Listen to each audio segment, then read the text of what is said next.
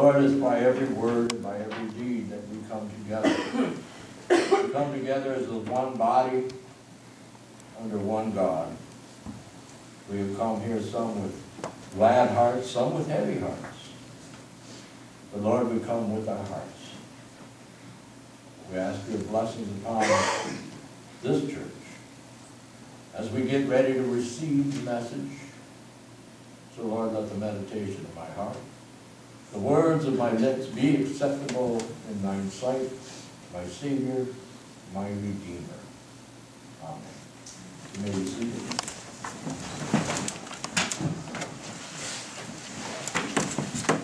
God's lesson this morning is going to come from the Gospel of Matthew, once again, the 22nd chapter, starting in verse 34. And what it's going to talk about is going to be one of the last times the Pharisees is going to ask Jesus a question. So they thought that this would be the last question, the ultimate question. So hear these words. When the Pharisees heard that he had silenced the Sadducees, they gathered together, and one of them, a lawyer, asked him a question to test him. Teacher, which commandment in the law is the greatest? And he said to them, you shall love the Lord your God with all your heart, with all your soul, and with all your mind. This is the greatest and the first commandment. And the second is like this. You shall love your neighbor as yourself. On these two commandments hang all the law and the prophets. Now, while the Pharisees were gathered together, Jesus asked them a question. What do you think of the Messiah? Whose son is he? And they said to him, the son of David. He said to them, how is it then that David by the Spirit calls him Lord, saying, the Lord said to my Lord, sit at my right hand until I put your enemies under your feet? If David thus calls him Lord, how can he be his son? No one is able to give him an answer, nor from that day did anyone dare ask him any more questions. These are the words of God for the people of God, and we say, thanks be to God.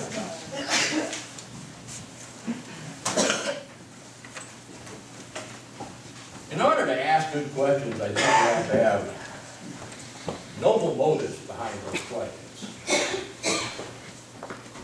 You have to really want to know the truth when you're going to ask a question. The Pharisees, by contrast, already have answers to those questions that they can ask.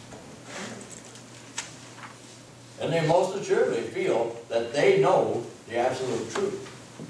The Pharisees, once again, they come to Jesus with a question in a way that would try to do damage to his reputation.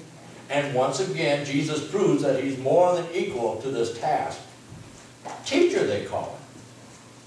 Which commandment in the law is the greatest? It's an important question. During tough times in Israel, questions like this became very important for those that were needing comfort.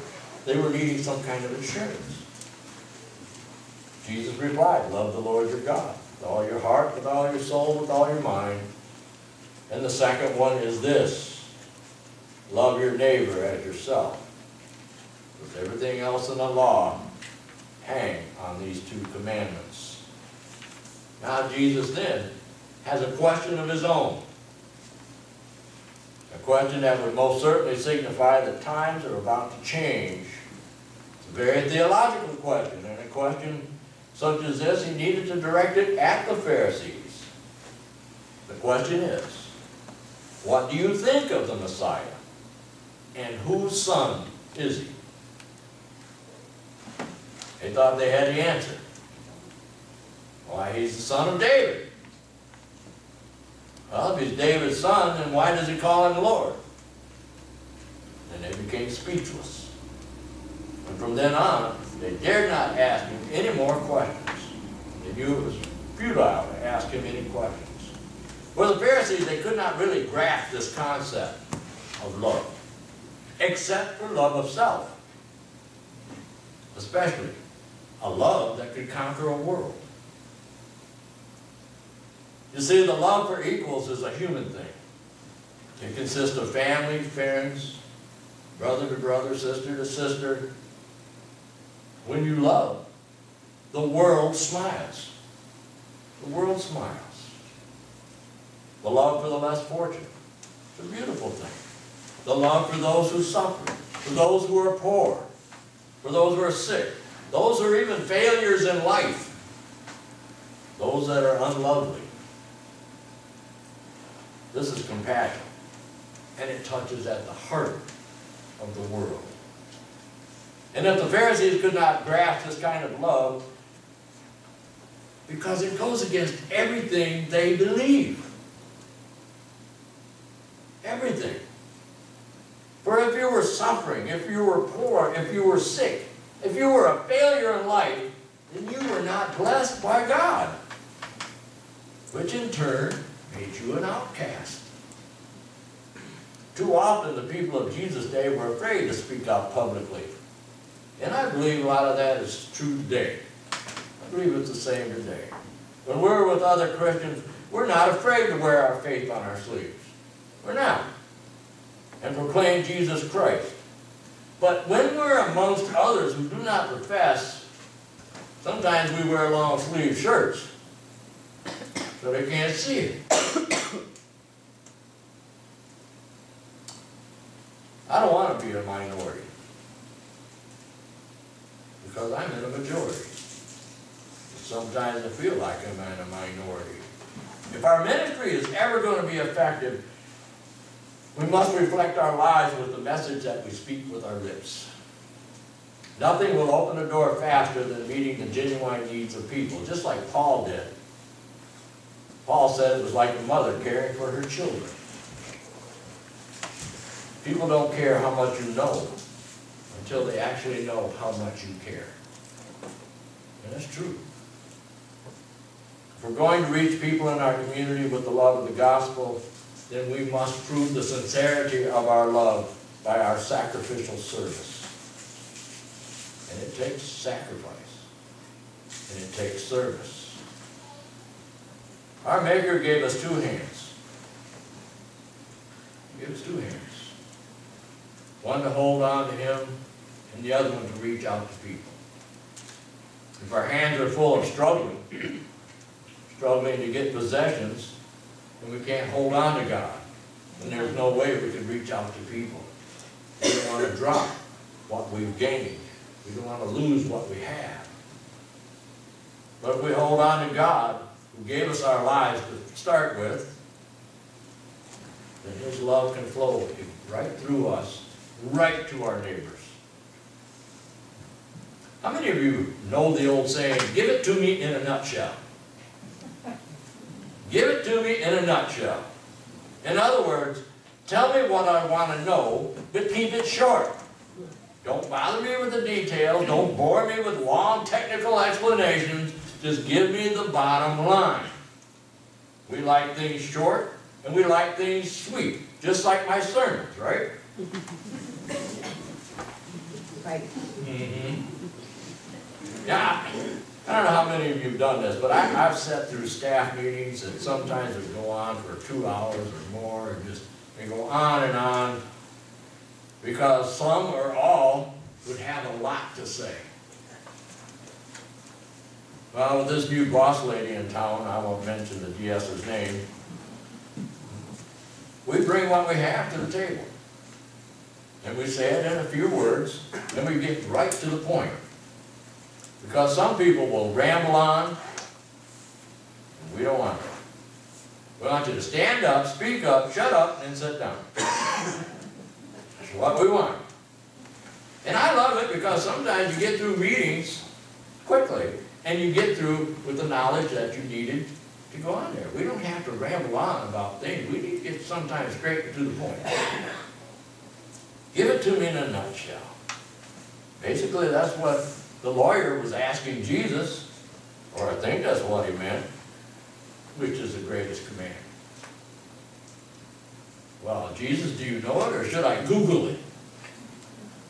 I'm sure I can find it. Jesus hits them though. He hits them with the L word. Love.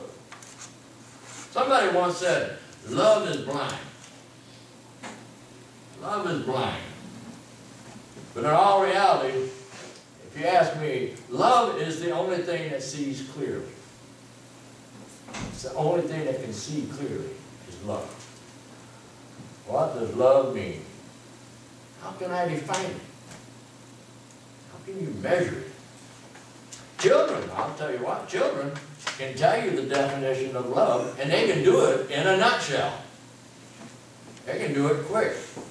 There was a question and answer session held by a group of professional people with a bunch of children, 4 to 8 years old, and they asked them questions. What does love mean?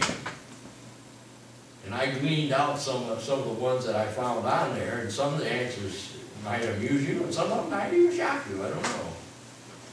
There's a young boy named Carl, 5 years old. He says, love is when a girl puts on perfume, a boy puts on shaving lotion, and they go out and smell each other. Well, it's probably partially right. Elaine, age 5, says, love is when mommy sees daddy all smelly, dirty, and sweaty, and still says he looks handsome to her. Oh. Marianne, age 4, says, love is when a puppy licks your face even after you've left him alone all day. Tommy, age 6, love is like a little old man and a little old woman who are still friends even after they know each other so well. Right, Ross? Yeah. Bobby, age 5, says, love is what's in the room with you at Christmas if you stop opening presents and listen. And Jenny, age 8, says, there are 2 kinds of love. God's love and our love. But God made both kinds. Very wise person for an 8-year-old Jenny. Maybe we should then listen to children more. Maybe we should listen to them a little bit more than we do. For they see the world with, they look at it through fresh, clear eyes. Not like the eyes that we have that have seen a lot in our lifetimes and stuff, but through their eyes. I think that's when Jesus said, you need to become like little children. So you can see love in its purest form. And we lose that. We become dull to the world. If only the Pharisees had fresh eyes with which to see. For love is more than we can actually see. There was a man who observed a young boy flying a kite in a field, and he noticed that there was something odd about the way he was flying this kite. For in the way he was standing and the way he was holding the string. So he wanted to inquire, and he walked up to the boy, and he noticed that the boy was blind. Excuse me. But he asked the boy, do you like flying kites? He said, mister, I sure do. And this aroused the man's curiosity. And he asked, well, how is it that since you cannot see it? The boy said, I may not be able to see it, but I feel its tug. That's what love is. Love tugs on you. Love grabs you. You may not be able to see it, but you can feel it, and it's there. We may not be able to identify the love of God in this world like the little boy, but even though he was blind, he could see love. You cannot let the world tug on us and know it's not there.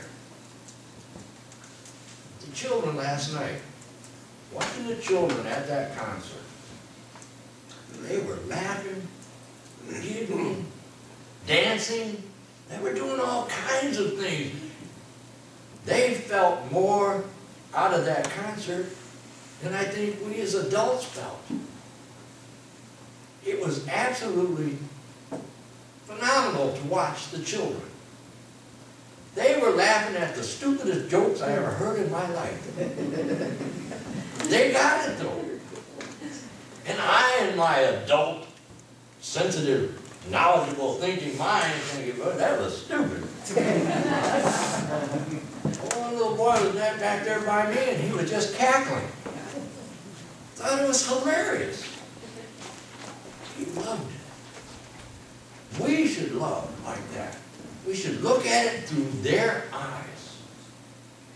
Because a lot of times we tell children, go away, not now. But they have something they want to share with you. Mom, Dad, Grandma, Grandpa, look what I've got. Not now. But not now, we're talking.